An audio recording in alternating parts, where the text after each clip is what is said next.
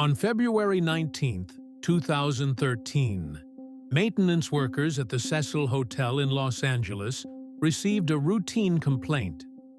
Guests reported low water pressure. Some said the water tasted unusual. Others said it appeared discolored. A maintenance worker climbed to the roof and inspected the 4 large water tanks that supplied the building. Inside one of them, floating face up, was the body of a 21-year-old woman. Her name was Elisa Lam. She had been missing for 19 days.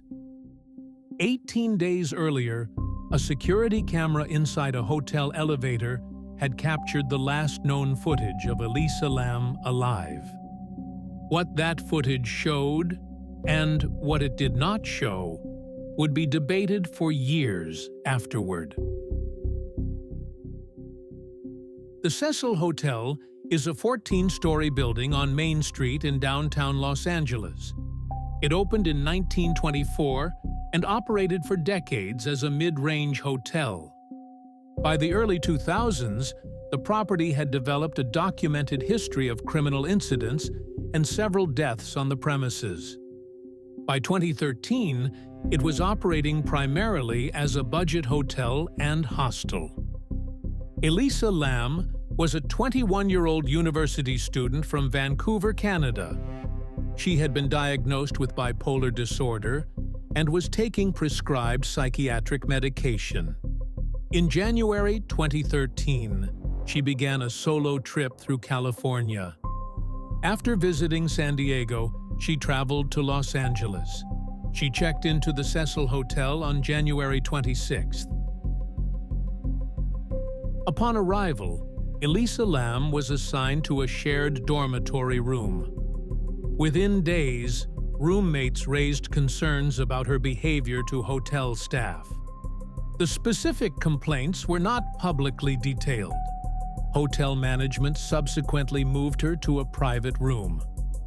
Throughout her stay, Elisa maintained regular contact with her family in Vancouver. She spoke with them daily. On January 31st, she contacted her parents as usual. On February 1st, no call came. Her parents reported her missing. Later that same day, a security camera inside one of the hotel elevators recorded footage of Elisa Lam. The video would later be released by the Los Angeles Police Department. In the footage, Elisa enters the elevator and presses several floor buttons. She moves to the rear corner of the car. The elevator doors remain open. She approaches the doorway and looks into the hallway. She steps partly out, then returns inside. She presses additional buttons. She then steps into the hallway and makes a series of gestures toward something outside the frame. The elevator doors remain open throughout. After several moments, Elisa walks further down the hallway and disappears from view. The elevator doors then close. The elevator moves. She does not appear on any other security camera in the building. The released footage lasted approximately 4 minutes. Investigators later noted that the public version appeared edited, with portions removed for privacy reasons. After Elisa Lam was reported missing, the LAPD began searching the hotel. Staff assisted investigators in examining the building, including the rooftop. The roof could be accessed through an alarmed door. Investigators also determined that exterior fire escapes provided an alternate route to the roof that was not monitored by security cameras. 4 large water tanks were located there. Each tank was approximately 8 feet tall. Access to the interior was through metal hatches positioned on the top of each tank. On February 19th, a maintenance worker opened one of the hatches while inspecting the system in response to the water complaints. Inside the tank, floating near the surface, was the body of Elisa Lam. Her clothing, matching what she wore in the elevator footage, was recovered from the bottom of the tank. A forensic examination was conducted. The autopsy found no evidence of physical trauma. There were no signs of a struggle.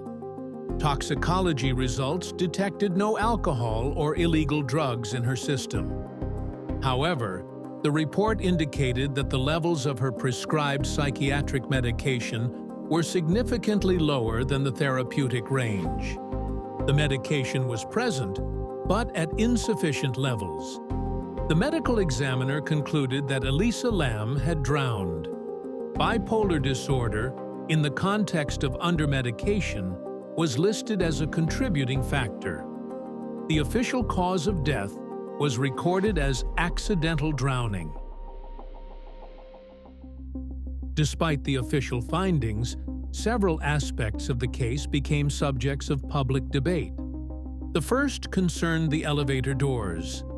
In the video footage, the doors remain open for nearly 4 minutes, while Elisa Lam is inside the car.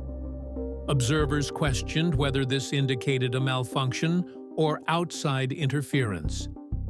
Elevator technicians later suggested that pressing the door hold button could account for the delay. However, this explanation was not formally confirmed in official investigative reports. Another issue involved the video itself. The version released to the public appeared to have been slowed in certain segments. Investigators also acknowledged that approximately 1 minute of the recording had been removed or obscured. The LAPD stated that the edits were made to protect the privacy of individuals captured on the footage. The full recording was reviewed internally, but was never released in its entirety. A third element involved the water tank hatch. Early media reports claimed the hatch had been found closed, raising questions about how Elisa Lam could have entered the tank and secured the lid behind her. The maintenance worker who discovered the body later clarified that the hatch had actually been open at the time of discovery. The earlier reporting was later corrected, though the claim continued circulating online. These disputed details contributed to widespread speculation surrounding the case. However, none altered the official findings of the investigation. The Los Angeles County Department of Medical Examiner Coroner officially recorded the cause of Elisa Lam's death as accidental drowning. Bipolar disorder, in the context of undermedication, was listed as a significant contributing condition. No evidence of third-party involvement was identified. No criminal charges were filed. The LAPD closed the investigation. In the years that followed, the case received renewed attention online. The elevator footage circulated widely across the internet, often accompanied by speculation and paranormal theories. In 2021, a documentary series examining the history of the Cecil Hotel brought further public attention to the story. Elisa Lam's family has largely remained private since the investigation concluded. Elisa Lam was 21 years old. She was a university student traveling alone. She wrote regularly on a public blog and spoke with her parents every day. The official record of her death is clear: accidental drowning, a psychiatric condition listed as a contributing factor. But what the record cannot fully explain is everything in between. The 4 minutes of elevator footage, the 19 days during which she was missing, the water complaints that eventually led someone to check the rooftop tanks. Those details, small gaps in an otherwise documented timeline, are what continue to draw attention to the case. For investigators, the matter is closed. For many observers, the questions surrounding those final moments remain difficult to forget. This is Obscura Case, where every mystery deserves to be remembered.